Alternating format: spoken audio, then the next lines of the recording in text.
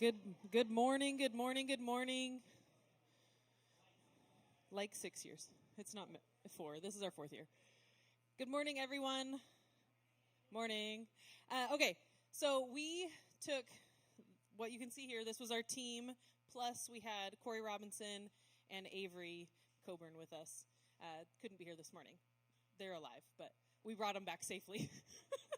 Just wanted to clarify.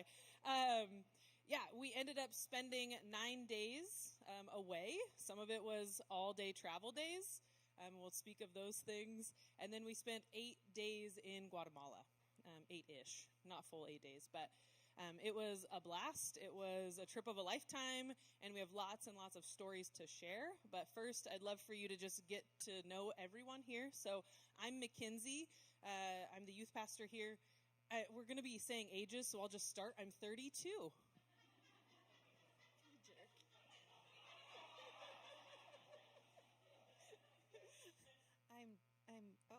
Is it working? You just have to touch it, yeah. Okay. Just get it right up there. I'm Jamie, and I'm 43.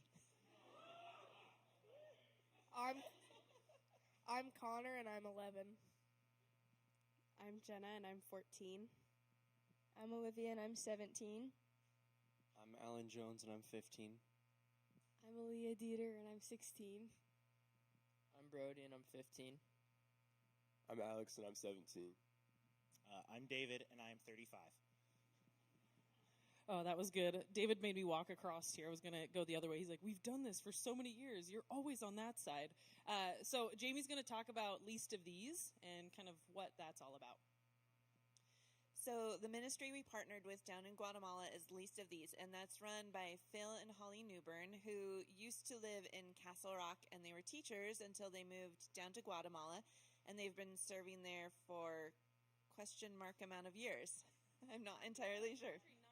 9 years? Okay. 6 years ago? Okay, so 9 years they've been there. They started off working in an orphanage and then felt God calling them elsewhere. So now what they do is Holly runs their child sponsorship program. They have 3 villages that they work in, Paniba, Chuchuca, and Chuikel. And they do a sponsorship program for all of the kids there that help them get medical care and food and shoes and school supplies, just really caring for these kids. They have feeding programs in the villages where they go and they feed the kids.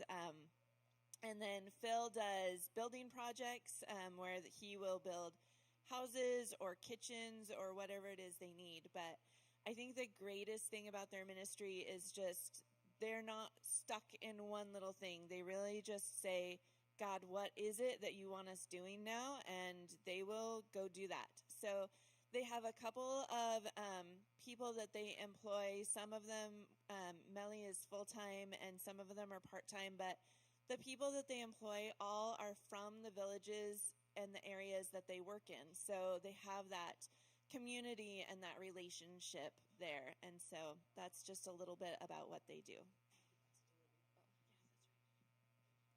Yeah, so this is the main verse that Least of These operates around. It's Matthew 25:34 through 40. Then the king will say to those on his right, "Come, you who are blessed be my Father, take your inheritance, the kingdom prepared for you since the creation of the world. For I was hungry, and you gave me something to eat. I was thirsty, and you gave me something to drink. I was a stranger, and you invited me in. I needed clothes, and you clothed me. I was sick, and you looked after me. I was in prison, and you came to visit me." Then the righteous will answer him, "Lord, when did we see you hungry and feel you, or thirsty and give you something to drink? When did we see you a stranger and invite you, or needing clothes and clothe you? And when did we see you sick or in prison to go and visit you?" The king will reply, "Truly I tell you, whatever you did for one of the least of these brothers and sisters of mine, you did for me." I'm going to read verse 40, which is their Least of These, where that's highlighted in Spanish as well, since that was the main language we got to speak with the kids.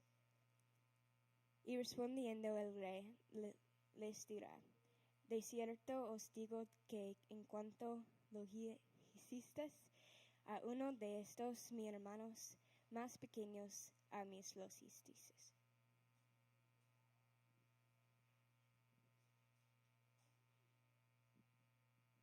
Yeah, so one of the big projects we did was we built a house. You saw a bunch of pictures of it. So it was a concrete foundation. It was about 550, 600 square foot house.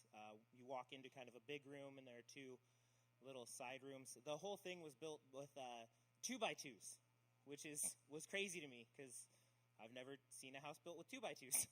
So so we did all the walls. We built them in panels, and then we stood them up. Fence board siding. You can see the fence board right there. That was convenient. And then at the end, after it was all done, Phil and I went around and we drilled in and we put in 8-inch concrete screws all around to keep it fastened down. And then we did the only 4x4s we used were for the rafters, and then we did 2x2 stringers and then a metal roof. And that's the kit I sponsor. Okay. Any house building sharing?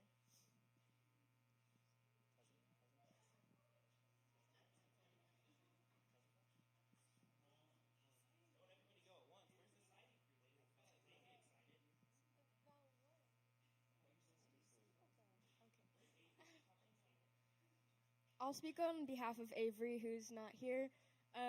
Me, Aaliyah, and Avery were the siding crew, so we put up pretty much all of the siding for the entire house, which was pretty great. And then we had help from Jenna and then other people who helped us. But we were the main siding crew. And Avery and Aaliyah fell in love with the staple gun that we got to use for the for the siding. And Avery's happy. So every day we would share our happy, sappy, and crappies from the day.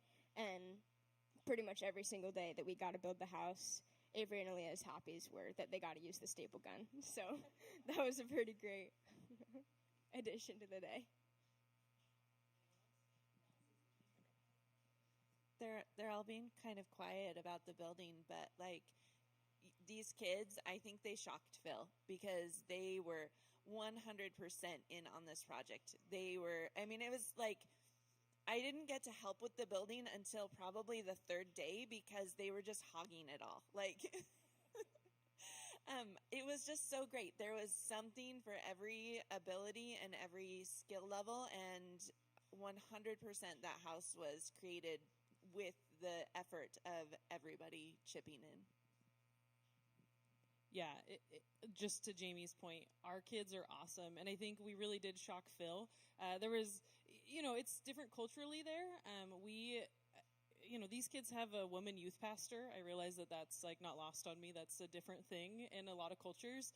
And so Phil was kind of talking about the project, how we'd go about it, and he's like, and maybe the boys want to build, and the girls want to go into the villages, and I was like, I looked at David and I went, he doesn't know our kids at all. And these girls got to work. The boys did too, but the girls got to work, and it was awesome to see. He was blown away, and I kind of scared him with my guns, so I feel pretty good about that. So then other things that we were doing, the building project was happening. You realize this is a family's home. And some of what was also happening as the building was happening is there's little people everywhere, right? They're just these little tiny kids, and they're just interested and they're curious, and their second language is Spanish, or they haven't learned Spanish yet. And so it was just super fun to see these kids interacting, and you'll see all the different pictures of the kids working and kids being around and playing, and it was really special. Something else we did was a sewing circle, and Jamie's going to talk a little bit about that. So while we were in Paniba, we brought little travel sewing kits for all of the women there because they don't have any electricity in their village. And we thought, well, that's really handy and useful in just day-to-day life. And we also had cut strips of fabric and elastic. And so we got together with all of the women in one of the classrooms, and we had a little sewing circle where they made hair scrunchies. And it was just the cutest thing. So all of the women speak Cachiquel as their language. So even though I speak Spanish, they're all just chattering away and laughing and having the best time. And I have no idea what's happening. But I can just see that they were just so excited to have this project that was just for them and something special. And it was just so sweet to watch them make their hair scrunchies and then to see them later in the village sporting their little fabric hair scrunchies that they had made. Yeah, it was very special. We also got to visit some special people, and Alan's going to touch on that. In the villages, some of the like older abuelitas, they're kind of like homebound, and they just have to stay in their houses all the time. They'll like do a lot of the inside jobs, and they don't ever really get to leave. And so we went on one of the first days, a group of us, and got a bunch of groceries and different things, and made kind of like gift baskets. And then 2 of the other days when we visited, one of the villages we visited was the one we were building in Paniba, where we went. And there were 2 women there that we got to go give baskets to and pray for them. And just, it was really cool experience. And then in Chuchuka, there were 5 that we went and prayed for and gave them their gift baskets. And they were really appreciative. And yeah.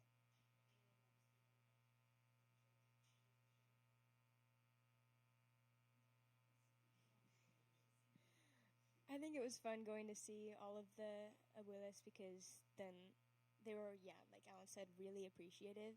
In Chuchuca, we got to come together with some of like the sewing circle group women, and they helped us sing some songs in Spanish to the abuelitas, and we nailed it. I mean, we were really good at it.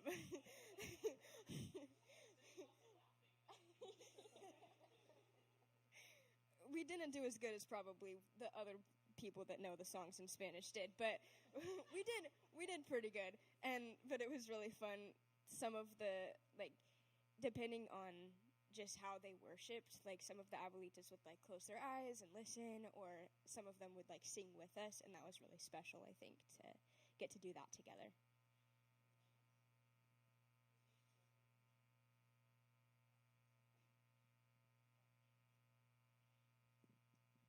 Yeah, the singing will spare you. It was great. There was actually one tune. What was the "Great Is Thy Faithfulness"? Is that what it was? We like knew the tune, and so we got to the chorus, and it was like, oh, it was awesome. But there was laughing when we were practicing, and I was thinking, these ladies are laughing at us right now. It's really happening. No, it was really special. I didn't go out the first day in Paniba, but the second time we went out, it's a whole nother thing. It's very humbling to be bringing someone that you don't, a stranger, a gift, and being met with just a smile. And one woman in particularly, she was on her mat, and they had been, I don't know, making the fabric that they make that's gorgeous. And she's just out on her mat, and we approach, and she just starts weeping. She just starts crying.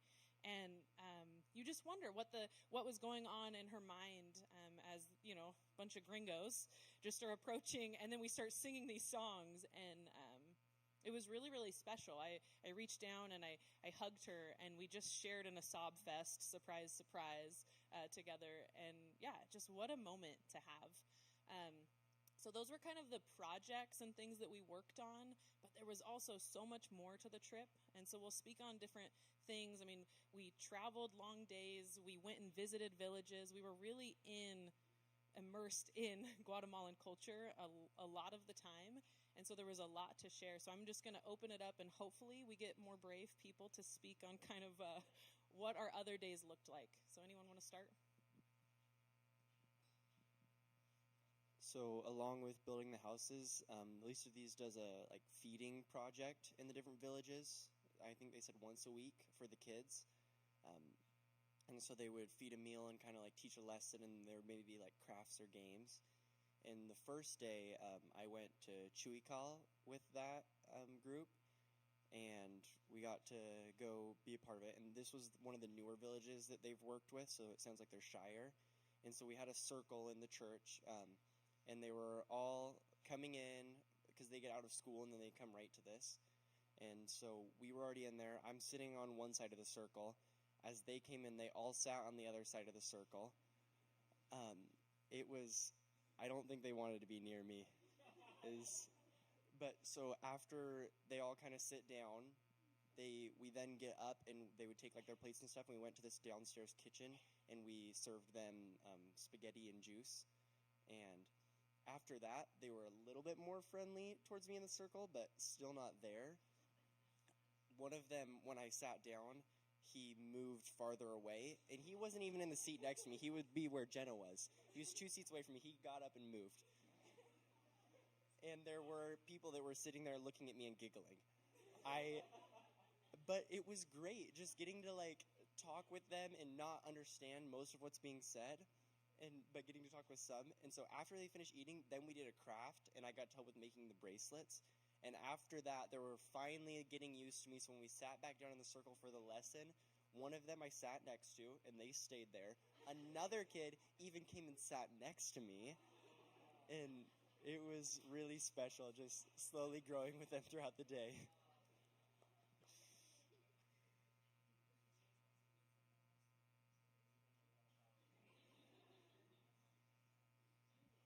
Well, we also did the feeding project. We also did it in Chuchuca on one of our last days. And so we were going to play basketball. The basketball was forgotten at the hotel, so we didn't end up getting that to work out. But we used a soccer ball and played a version that they play where they would set up tires, and you would have to throw it through the tire. And so that was interesting. They enjoyed it, but they did not like it as much as soccer. So after we played a game of that, we went and played soccer, and it was Gringos against Guatemalans. Oh, our team name was Pan Blanco, which is white bread. Translates to white bread. I don't know what theirs was, but it translated to whole wheat. They chose that name for themselves. We did not. And it was really fun getting to play that with them. We got crushed. A questionable 4 to 6 points. One of the points was Alex may or may not have picked up the goalie and moved them into the goal. So it was in the goal. Nobody called it. And it was just really fun getting to play with them. And then during halftime, I sat with them and did not understand most of what they were saying, but they made a lot of fun of me, I guess. But the parts that they didn't make fun of me, and we got to talk and stuff a little bit, and afterwards, like, we were given handshakes and high fives, and it was just really great, like, community.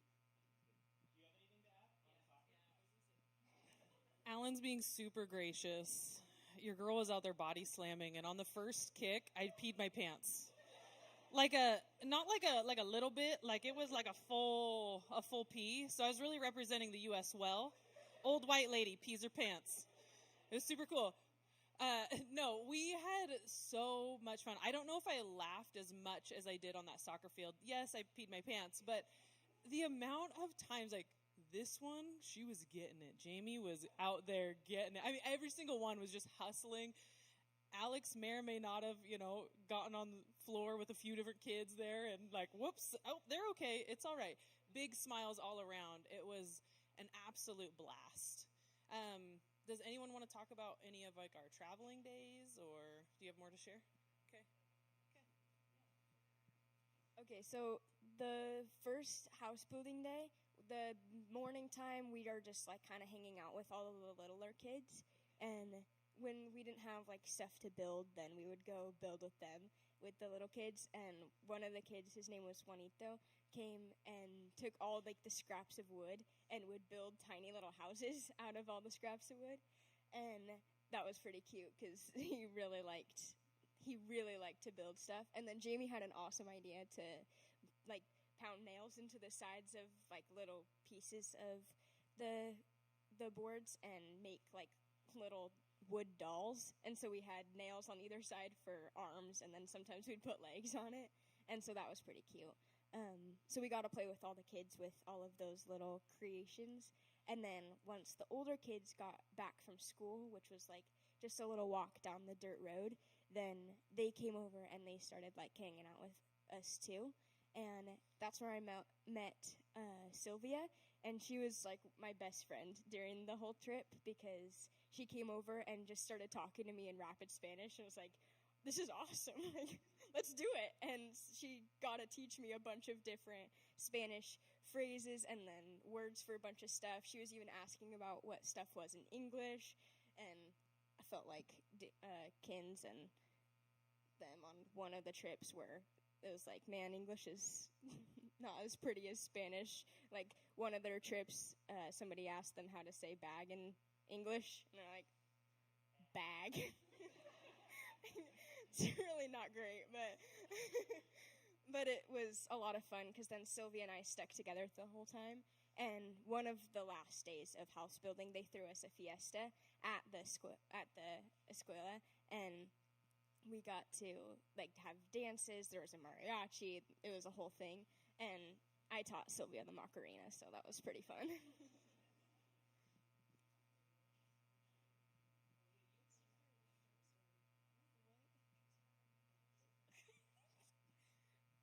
So the last night we spent the night in a hotel in Antigua, which is like a tourist town. And so, well, the second to last day that we were there, we went to the market, which was super cool. Like nothing had a price tag on it. You just like asked them what it was and then like bartered with them for the price. And so I really loved doing that. And then and then that night, me and Liv and Alan and Phil's son Caleb stayed up really late playing games, and it was like 1:30, and I finally decided that I wanted to go to bed, and I turned to Liv and I was like, "Can I have the key?" And to like our room, and me and Liv and Avery were sharing a room, but Avery went to bed, and she was like, "I don't have the key," and so we like get to our room, and sure enough, it's locked, and Avery's in there with the key. Dead asleep, and we tried calling her and she wouldn't pick up, and so then we took a video, we vlogged it, and then we were trying to poke sticks in like the side of the door to try to open it, and then the sticks were too big, so they didn't fit, and then I like looked at Alan and I saw his sunglasses. And I grabbed them, and I stuck it in the side of the door, and I picked the lock with his sunglasses, and I made it in my room.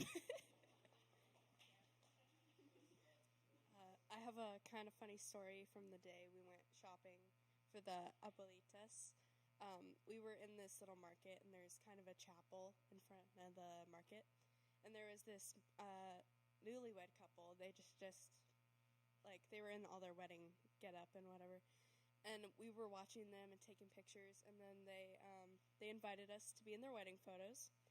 So there's a bunch of gringos from Washington in some random person's wedding photos. We did not ask for those photos. Holly was talking to the bride and groom, and then all of a sudden she's like, "They want pictures with us. Come on, everyone, let's go." I'm like, what is happening? Oh, yeah. What we learned about Aaliyah in Antigua is girl can pick a lock, and she will lie to get a better deal on a price. So, yeah, she'd be like, I only have 80Q. And they're like, fine. Or she'd go, I'd only have 75Q. And they're like, that's fine. And then she'd hand them 80 to break the change. It's just like, Aaliyah, what are we doing? Oh, it was really, really good.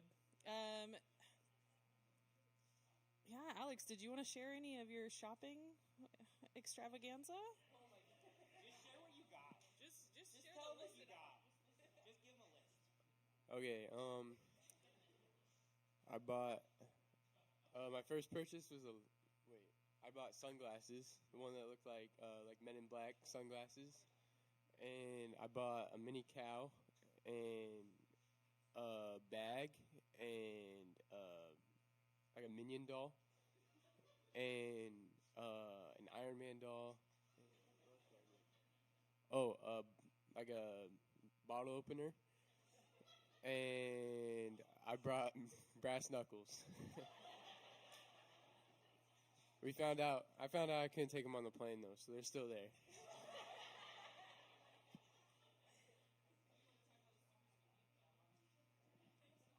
Yeah, he only spent $10 on the brass knuckles that he had to leave with Phil.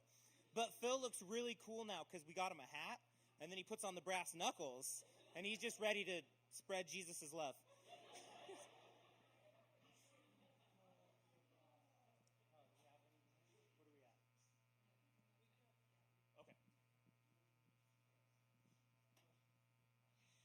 So to kind of give an idea of what it was like, we all had a hotel in the town of Patsoon, but we had the hotel basically to ourselves.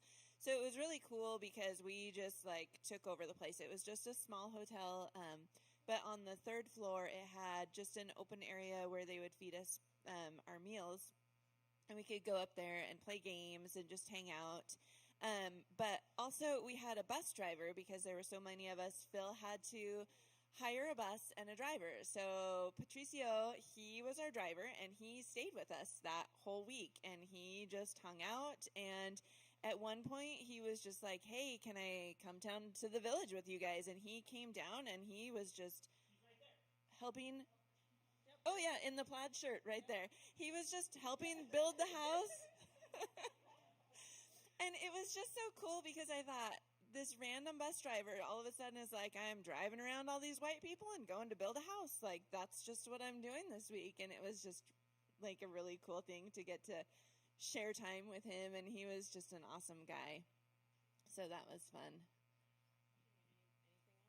Does anyone have any other stories that they must tell, have to tell? Yeah? Okay.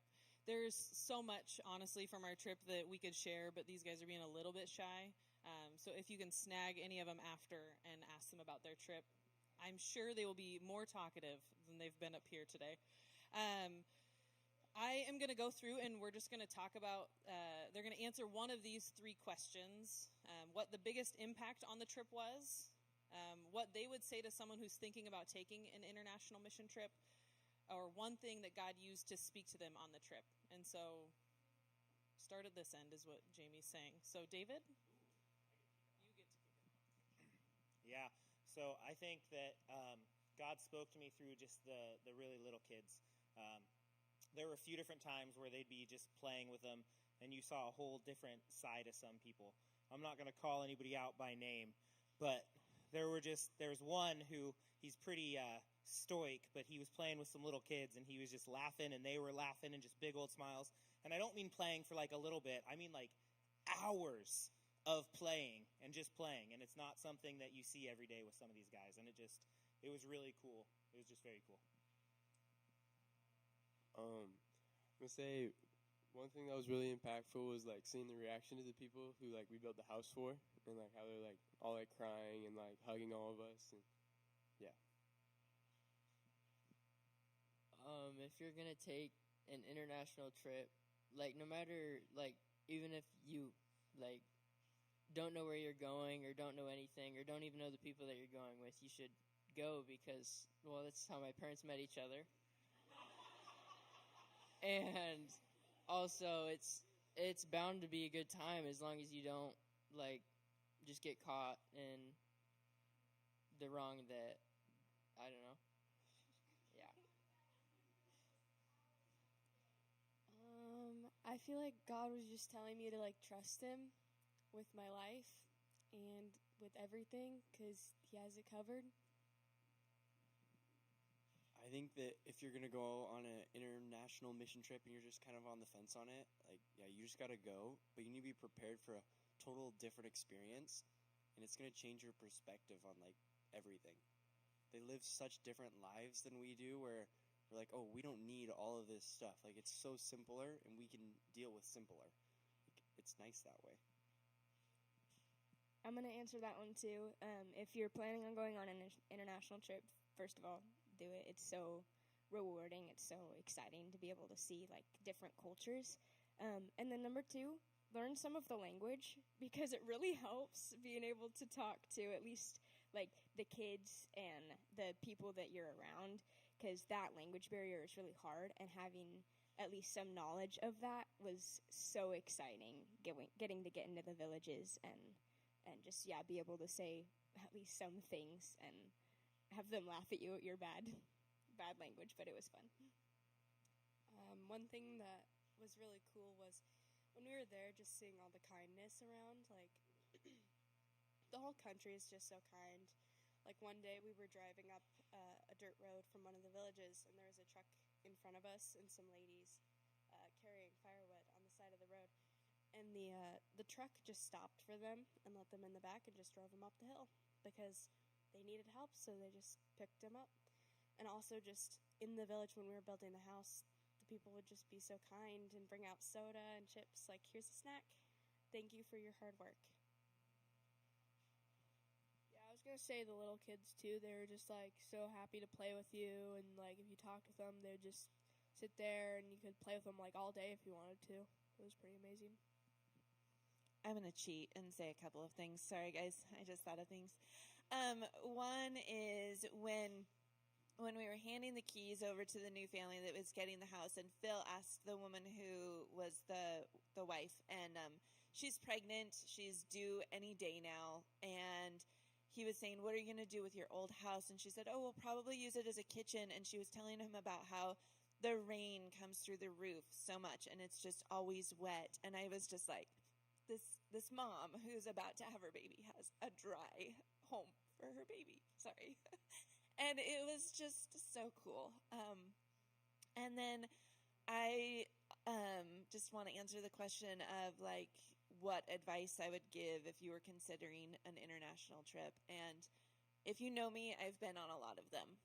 And my advice is to remember that it doesn't take anyone special. And that's not meant to be rude towards anyone here, because these kids are amazing and I'm so glad I went with them. And I'm speaking more about myself because honestly, you guys, like, what they don't know is on Sunday we were there. We were supposed to hike Mount Pacaya. It was torrential downpour, and we decided like this just is not happening. And I had been so looking forward to sharing with these kids like lava and just like the coolness of hiking an active volcano. And I sat in the back of the bus and cried for like an hour. And I was just like, God, like, I know I can't control the rain, but like, come on. Why do you even have me here? I feel like I'm not doing anything. I feel like I'm not that special. Like, anybody could have put this trip together. And my husband, in all of his wisdom, reminded me that you can't control the rain, so get over it. But also just, you know, he said, like, yeah, anybody could do it, but God asked you to do it this time. And I just, like, set that challenge out to all of you. Like, anybody can do it, but what is he asking you to do? Whether it is to be international or just in your own, like, circle of area that you have here. Like, don't forget that even if you don't feel like you're anything special, God has deemed that he chooses you for the things. Yeah, she's good at that. Yeah, I don't want to take up too much time, but I think the biggest impact was just what an honor it is to be privileged enough to take a trip and to be the ones being the hands and feet. Yeah, just the reaction of just being met with the joy and the excitement and the thankfulness. It really makes you question, am I that thankful? Am I so privileged that I don't even notice the little giftings? And that just leads me into these kids. We blew Phil away. He was actually a little bit nervous, if that's the right word to use, about taking a group of teenagers. And over and over and over again on this trip, he just spoke of how awesome our kids are. And we were like, duh. We already knew that. But just to travel with these guys and have people see them the way that we see them, what a joy and a privilege it is to serve alongside you guys. I had never taken an international trip before. When we started doing mission trips as like a group of teenagers, like that was my first time going with these students. And so this was also my first trip. And these guys they're so awesome. God has so much in store for you guys. And so I just thank you that you took this trip with us and took the leap and worked so hard. All that to say, we just thank you to the families that allowed us to take your students and your kids. But then also just the support of the church and funding. It was a lot of money we needed to raise, but we did it.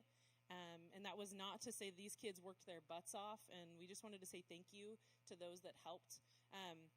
And then a special thank you to Jamie, because we could not have gotten there without her. She likes to pretend that, like, and anyone can do it, God's big, but Jamie got us there. She really did. And then watching her work with people in country is quite the privilege as well. And so we just wanted to say thank you, Jamie, because, yeah, we couldn't have done it. And so barring, no tragedies, and least of these still exist, we're really hoping to do this once every 4 years so that our kids kind of get the chance when they get through high school to go and see.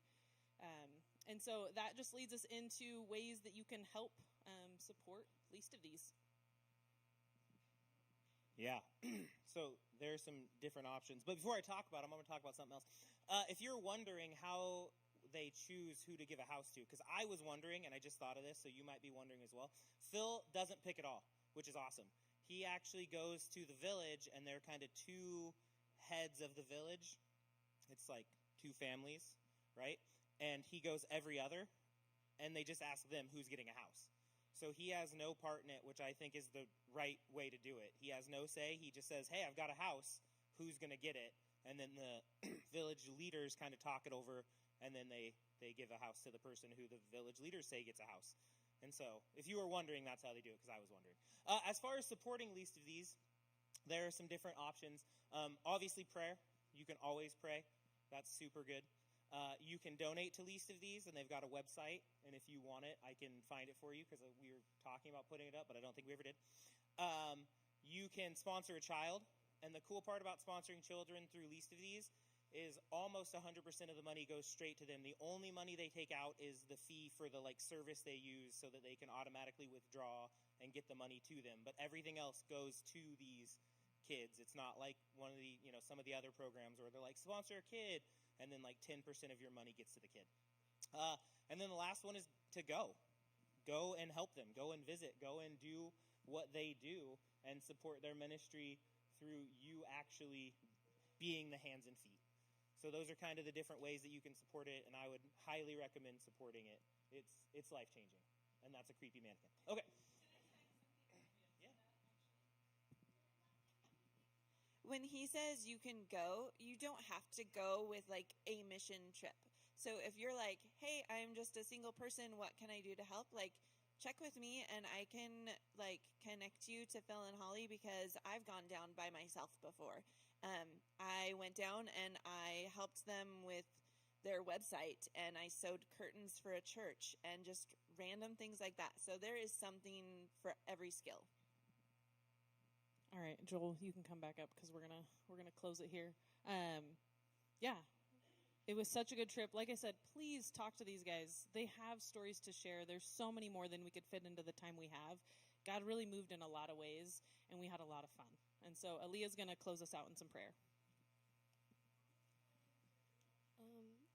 God, I just thank you for this opportunity to go to another country and to serve and build a house for this family and give them a place to stay and to have their baby. And God, I thank you for everything that we learned, all of the good times and all of the hard times, everything that we did on this trip. And I thank you that we had this opportunity to share about it and tell others about what we did and what it was like to go to another country and to serve you and to serve others. And I pray that if you want to use this time that we had to speak to anybody or call them to maybe go on a mission trip or to help with least of these, that they'll recognize that it's from you and that they'll trust you with their lives and with their time. And I thank you so much that we all made it back safely, and we love you and we praise you. Amen.